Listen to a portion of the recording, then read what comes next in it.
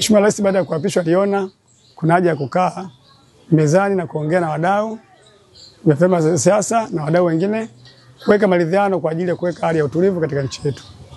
Lakini la pili, aliona kuna haja sasa ya kuunda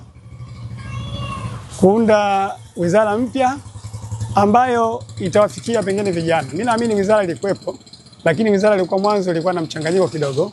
Kwa hiyo akaona aweke wizara ambayo inajitegemea kwa ajili sasa ya kuwafikia makundi ya vijana ambayo inaonekana sisi ndio yenye changamoto kubwa, huenda tukawa tunaweza tufikiwi.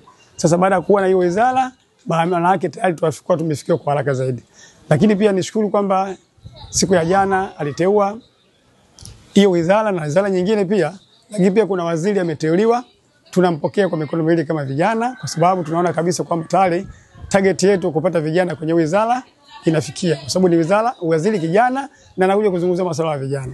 Kwa hiyo nimshukuru kwanza Mheshimiwa Rais kwa uteuzi wake, lakini na imani kubwa kwamba baraza lake aliliteua litakuja kufanya kazi nzuri sana.